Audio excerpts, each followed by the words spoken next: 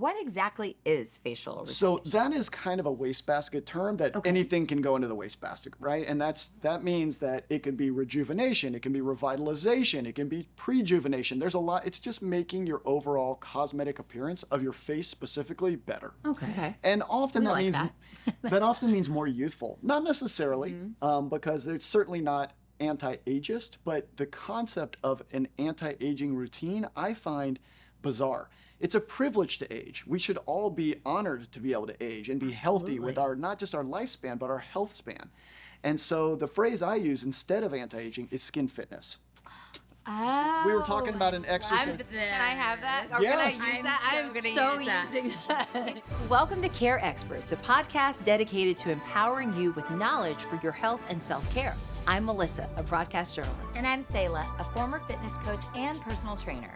Each week, we interview top wellness and medical specialists from across the country, addressing your questions, even those you might be afraid to ask. From your fur baby's well-being to skincare secrets to honest talk about bigger health issues, get it straight from the expert.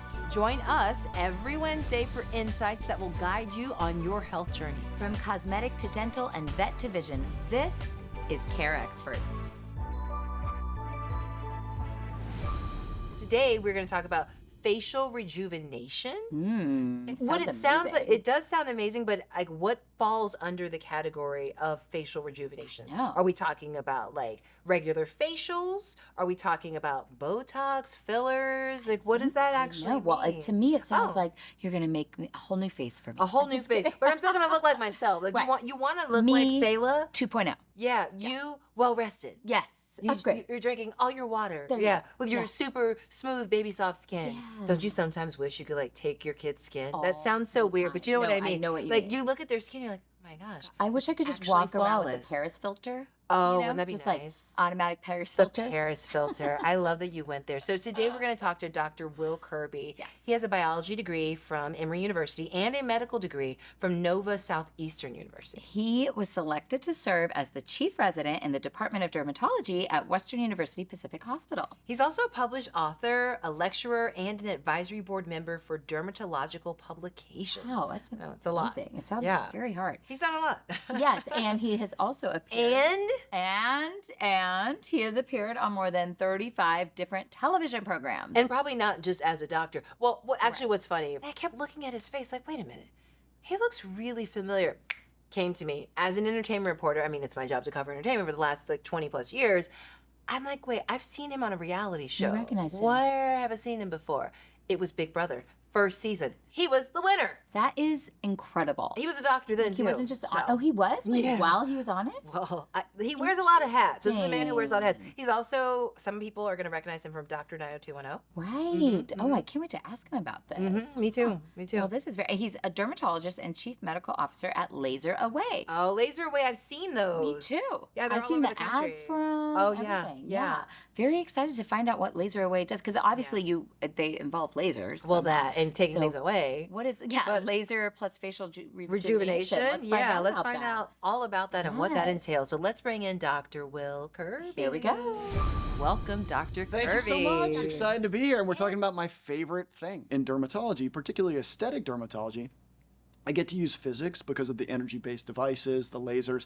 I get to use my hands. You know, when I was younger and I was doing more cancer surgeries, skin cancer surgeries, I get to be technical with that. But I also get to use my brain. And using that is very beneficial, you know, as I'm getting a little bit older because I get to focus more on the cerebral aspects. And ultimately, I really like teaching. So I volunteer as an associate clinical professor, but I really like imparting wisdom and explaining things.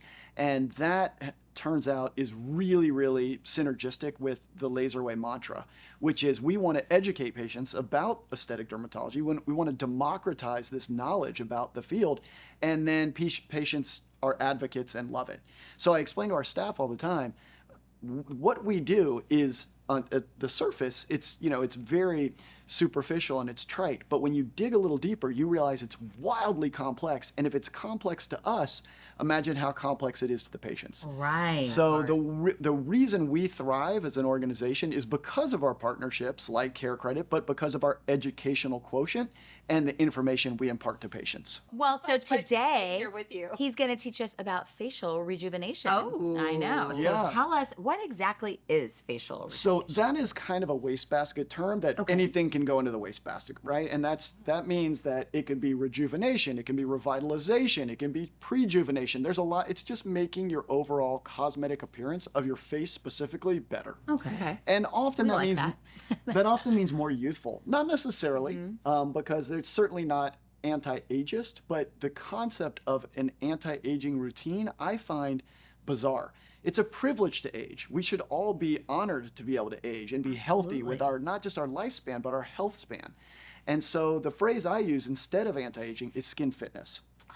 Oh, We were talking about an exercise. Can I have that? Or Yes. can I use I'm that? so I'm gonna so use that. using that. You know, I love that because you're absolutely right. There's such a negative connotation to aging, Yeah. and aging is beautiful. With It's such a- privilege. you're Especially lucky with to women, age. especially when it comes to women and moms. Very Like, much she's so. It's very really sexist. looking her age. It's like, And wow. I myself have been guilty of it all the time, being like, Yeah, get these same. wrinkles away. I don't want to look. So skin fitness, Dr. Kirby. Yeah, so we were talking about like actual regular traditional fitness earlier today, but if you can get your body fit at any age, well, you most assuredly can get your skin fit at any age. So it's And never too late. it's never too late, and your skin wants to repair itself at any time. And so you should always strive for, mental fitness, for body fitness, and for skin fitness. And so facial rejuvenation treatments fall into the skin fitness category.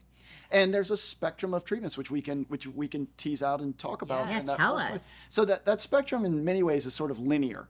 And at one end of the spectrum are the treatments that don't have a lot of downtime, aren't very uncomfortable, but they're also not going to give you a great long-term result. Oh, okay. Because we know the good and the bad go hand in hand. The more uncomfortable a treatment is, the more downtime there is with it, the better the clinical outcome, the bigger the change you're going to see. So on that one end of the spectrum are things that I like HydraFacial. HydraFacial Syndeo is the newest version of HydraFacial, and it's a means by which you can clear your pores, unclog your pores, improve your overall skin health. You'll get a glowing complexion. I heard about this. I want to do And it. we'll get you in for one. Okay. And here's Fabulous. why Yes, please. there's a component to it that's disgusting that I love. That sounds weird. But go ahead. So this treatment infuses different liquids into your skin and it vacuums them out, and it does microdermabrasion, but with fluid. And at the end, it captures it in this little clear. I know. Oh no, I love that It's stuff. gross. No, I actually want to see But it. it's disgusting and gross. It's but fascinating. awesome, Yeah. And so they call it So cool. the gunky jar. So there's this little jar and you unscrew it, like you got to clean it out, but you can see it. Do you have prizes for who has had the most gunk in your office? No, Like you don't get a she prize. has the gunkiest I wanna face, win. the I wanna gunkiest win. Yeah. pores I have ever seen. Your I would prize win, is probably. that we throw up. I can't no, even just kidding. remember the last time I had a facial. Isn't that So sad? these are great because it's quantifiable. So again, I love science. So I do if too. people go in for a regular facial, great. Enjoy the experience. There's the aroma and the noise, the music they're playing, Right. and it's wonderful. I like to be a little more, prescriptive, and so this you is do. not aggressive by any stretch. It's actually the most mild treatment we offer, but it's quantifiable. See, I like that though, because that's part of the reason I stopped getting facials. I wasn't seeing results. Like Mm-hmm. it was just like relaxing, sure, but I wasn't seeing. Maybe I was just going to the wrong change. people, but You I weren't wasn't seeing feeling the rejuvenated. Yeah, or seeing like the dirt come out of my face. You know what I mean? Gunk. Yeah. Yeah. So even when you say it, you're like, but anyway, that's one type of skin rejuvenation treatment. It's great, safe for teenagers because it unclogs pores. Oh, nice. And it just gives you this dewy, glowing, beautiful complexion. And they're very safe. You could even do them every week. Oh. And they're no downtime. Like lunch, you'll be a little swollen, a little irritated, but very mild. Okay. Does a HydraFacial, because one of my biggest concerns or areas of concern, I haven't had acne prone skin, but what I've noticed is as I age, even though I wear sunblock every single day, there's some hyperpigmentation and dark spots. Will a HydraFacial address that, or It'll will there help be with those something else? minimally, but what Okay. it does is it allows your other products to penetrate deeper. Oh. So the often these treatments go hand in hand. So HydraFacial, very safe, certainly not going to cause hyperpigmentation, and it'll allow prescription products like a hydroquinone or like a retinoid to penetrate deeper and work more effectively for those hyperpigmented spots. Gotcha. Wow. But it's the most mild. It's like you shouldn't be scared of it, right? Like I don't want to mislead you. It's not going to alter, the way you appear. It's great, but it's our most mild treatment. I love it, but it's not what I get personally because I want to get a little more aggressive. So what would you do? Yeah, So move us. We're going behind enemy lines here. Okay. So the next category. Tell us what you do. You look fantastic. Yeah, he does. So I like all the treatments we do, and sometimes I waver and I like one more than the other. But right now, my personal favorite treatment is called Clear Plus Brilliant or Clear and Brilliant. And the way it works is really fascinating. It punches millions of microscopic holes in your skin. And those are called MVCs, microvascular channels. But they're microscopic. They're smaller than the human hurt nut. to do that? It's uncomfortable. Okay. Tolerable, but uncomfortable. Okay. It's simply applied to your skin, the energy-based device. It's a little bit uncomfortable, and then you leave, and you'll get a little bit of redness, a little bit of swelling. But what's really fascinating is after about 3 or 4 days, you develop a sandpaper-like texture to your skin. Don't let that scare you. Sometimes you have to look worse before you look better. That's true. And then it'll slowly disappear. It'll slowly dissipate. It'll slowly slough off over the next few days. And after about 7 days or 10 days, your skin will look unbelievably, I call it the S's and the T's, smooth, soft, supple. Okay. Wow. How often are you? Yeah, sorry, go. How often would you get a Clear Plus Brilliant or Clear? You can do Brilliant these treatment? as safely as every 4 weeks. Oh. I typically get one just because of my schedule, like maybe every 12 weeks, like 3 or 4 times a year I'll get one. Okay. And they're really good for maintaining great skin. They help with texture a lot. So they'll maintain great skin and they'll improve the texture a little bit. But just like any of these treatments, they allow the other products you use to penetrate deeper. Okay. So you don't want to use them, you don't want to use the products immediately. You want to wait a couple days, but it will remove that upper dead stratum corneum, the outer epidermal layer of the skin, and it'll increase that surface cell turnover. So it's just a really nice way to get a more robust hue to your complexion. How does this Clear and Brilliant differ from, like, I've heard of microneedling. I've done microneedling. So that's a great, you're making a great transition to the next treatment we should discuss. Okay. Which So is, we're moving more aggressive. Yeah. Microneedling, that is also punching holes in the skin, but they're much, much, much larger than the microvascular channels. Okay. So microneedling itself, it's only mechanical. It's only punching these holes in the skin, and that's safe and it's effective, but it works much better when it's combined with other technology. So I recommend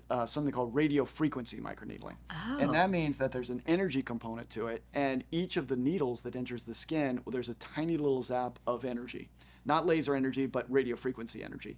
And what it does is it goes deeper than the Clear and Brilliant. It bypasses that upper layer of skin by using the needle, and the needle then penetrates to the dermal layer of the skin. It imparts a little bit of energy there, and that will stimulate collagen production. Wow. So, and that's called Potenza, radiofrequency microneedling. Works astonishingly well. I really like it for the lower face, the whole face, but the lower face in particular, it firms and tightens. So it does a really nice job with the jowls or a little bit of loose skin in the lower face. In anticipation of your question, it's uncomfortable. Well, I was going to ask that. I actually was not. I know I'm typically the does it hurt person, but I was actually going to say, I have an at-home microneedling device. Are those effective? The at-home microneedling devices are somewhat effective. They're not going to get to the depth of a in-office procedure, and they're certainly not going to have the energy, which is really where you get the value. Okay. The needles do nothing more than serve as a delivery system to get the energy to the right place. So those needles will disrupt the upper layer of your skin, but no more than some sort of strong exfoliator. Okay. So I'm not saying it's apricot scrub, but they're not doing a whole lot, and they're not getting to the right place. The problem with the at-home needles is that roller, those needles get dull very quickly. Yeah. So actually. no different than, there's a variety of reasons why we don't reuse products in medicine is because of sanitation. But in this case, not only is it dull, which makes it less effective and maybe could be deleterious to your overall complexion because they're now dull spikes going in your skin, but you also, if you're not cleaning them properly, you could cause an infection. I don't think I've that's cleaned no it good. once, actually. Oh, well, thank you for sharing that, Selah. Thank you. I mean, I like rinse it, but I don't. And that's, so those are not a great way. So again, there's no harm in, I don't want to disparage people, like at-home stuff is awesome, but you're not going to get a great result, and you may cause more harm than good in the long run. When it comes to microneedling benefits, Is improvement of acne scars one of those? Yeah, so the way, how do you stop a car? Well, you take your foot off the gas and you have to put your foot on the brake. You have to do both. If you only do one, it's not going to work. So with acne, you have to stop the underlying acne first. Okay. So if someone has active acne and acne scars, by far the most important thing to do is get the Stop acne acne. addressed. Okay. Acne is wildly more complex than people realize. There's hormonal acne, there's nodular acne, there's comedonal acne, there's open, closed comedonal. It's all these different types of Wow. acne. So you have to have that addressed by a medical dermatologist or a healthcare provider and stop that and then address the scarring. So Okay. microneedling and radiofrequency microneedling will help with the scarring quite a bit. Okay. But you need to stop the insider first. Does it also help, like, okay, you can do Botox and freeze things, but then you still have the lines from the years that you didn't, you know what I mean? Does it help to resurface those? Those will improve over time. The analogy I make with Botox is if you have a napkin and you have folded it a lot, there's a crease in it. There's still creases, So if you yeah. take that napkin and you smooth it out a lot, you'll minimize that crease. But if you put something underneath it, you'll get rid of the crease. So this imparts energy and helps that collagen grow. So this is a perfect example of a treatment that works hand in hand with a neuromodulator like Botox. So Potenza, radiofrequency microneedling, or Clear and Brilliant, or even HydraFacial, all great ways to combine modalities to improve to lift overall that cosmetic. napkin. Yeah. So we've talked about HydraFacials, we've talked about microneedling. What about laser skin resurfacing? Is that the next more Yeah, aggressive? well, you know what's funny is treatment? That's what I was sort of getting at with that smoothing of the lines from the, yeah. Okay. So there are many different ways to do laser resurfacing of the skin. The most aggressive one is a carbon dioxide laser. It's too aggressive for what we do in our offices because there's a lot of hand holding, a lot of downtime. It's very painful, and you're going to look terrible before you look better. Typically, people do those in certain areas of the face, like under the eye, when they're getting another surgical procedure and they're anesthetized. But you can do you can do resurfacing with other types of lasers, and you can also do very mild resurfacing. We call it like an Instaglow or a 5-layer facial where there's 5 layers of skin. And those are just laser facials that will increase surface cell turnover and help products penetrate deeper.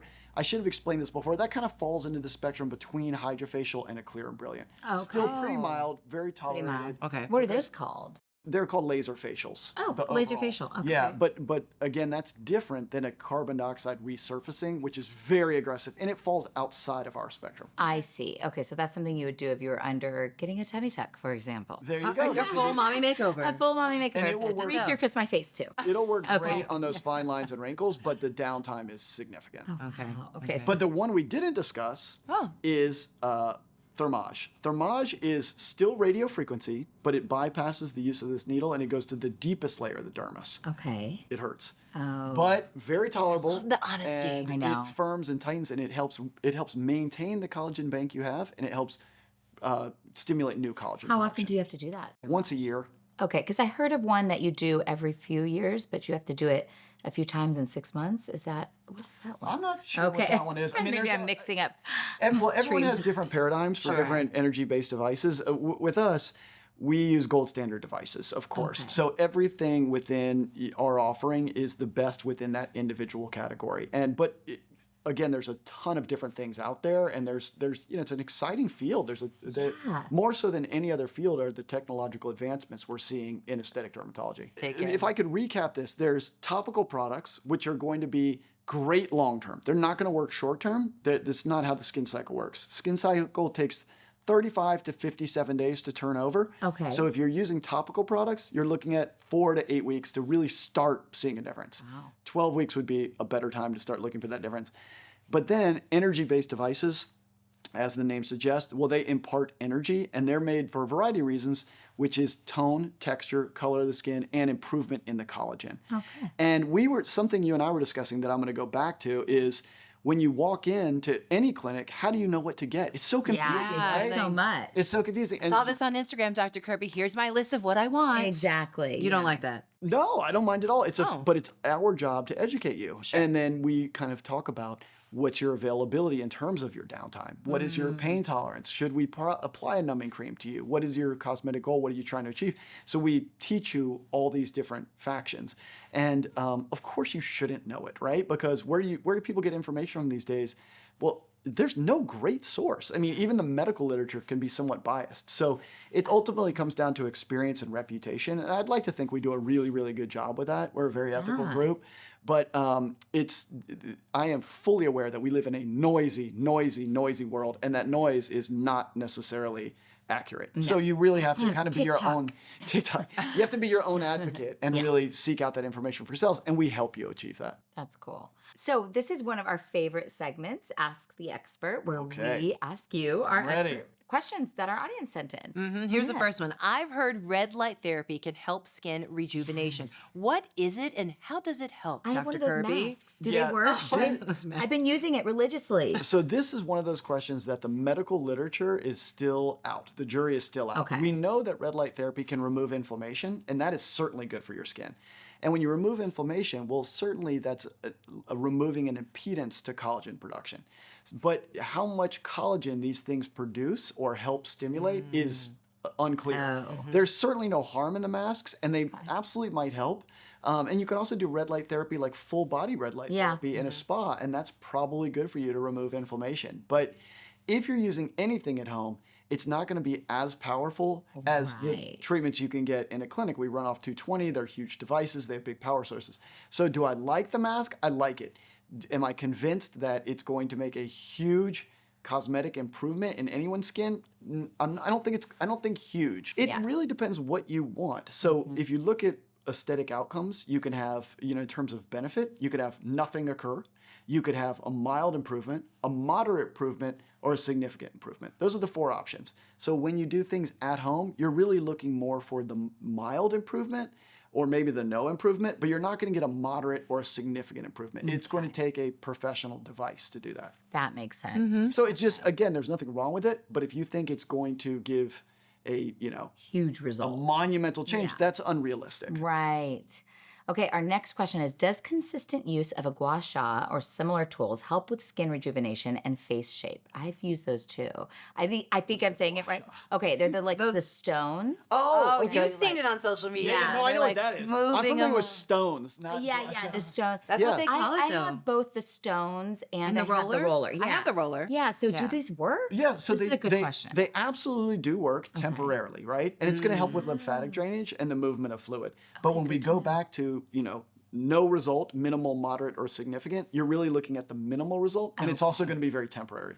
So if you like that spa experience at home and, you're in the bath or you're watching a show, you absolutely can do it, but it's not going to give you a consistent or long-term or demonstrable change in your jawline or in any other area. Can it help with lymphatic flow? Absolutely. And will that make you, slim the face and maybe make a more pronounced jawline? Absolutely. Temporarily.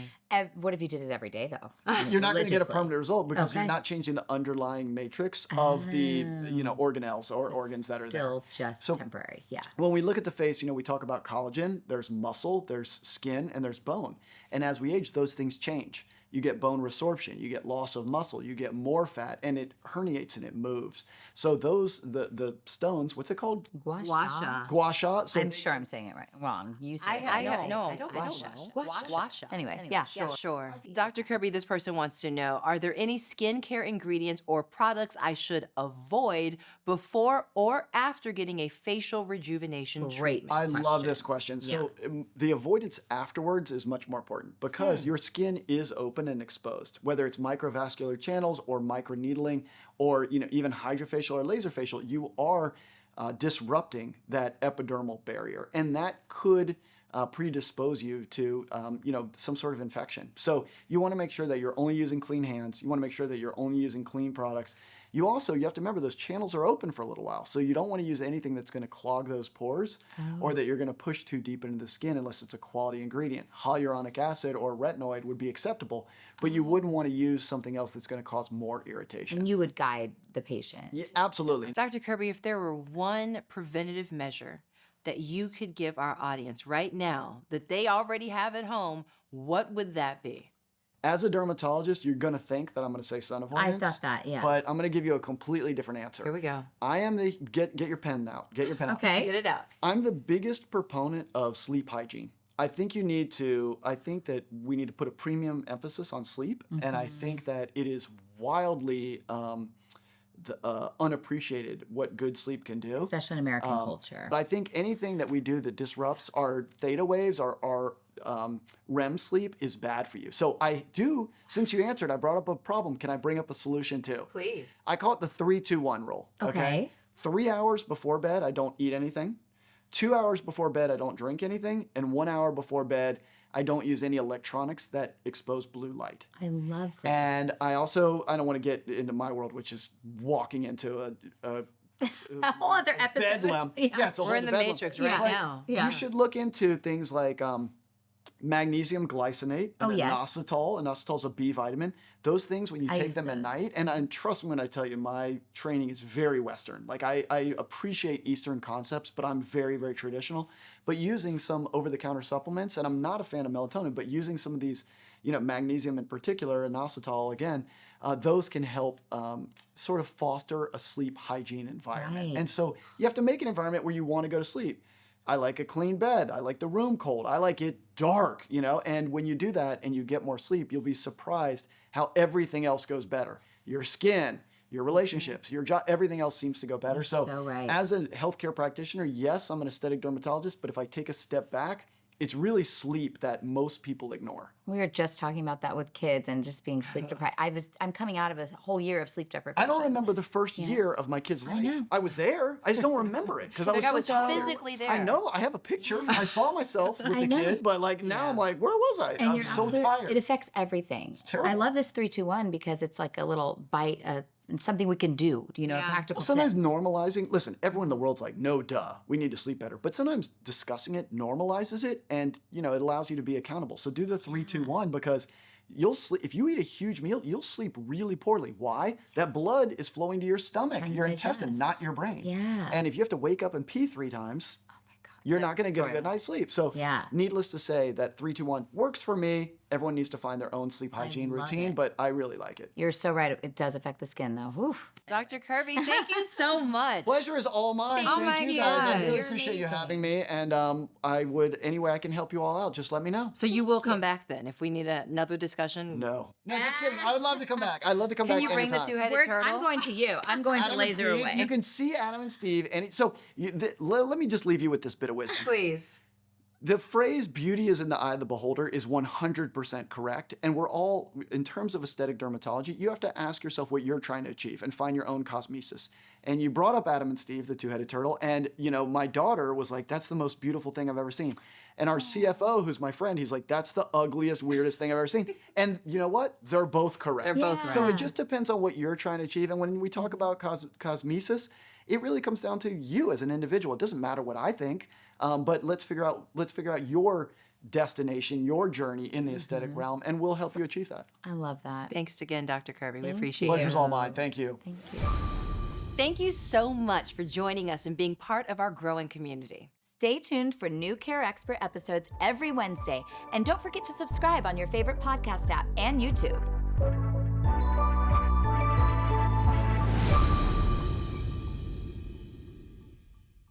Hey there, don't leave yet. Just wanted to say if you want to hear more about health and wellness, check out these episodes of Care Experts. Also, before you go, make sure you like and subscribe.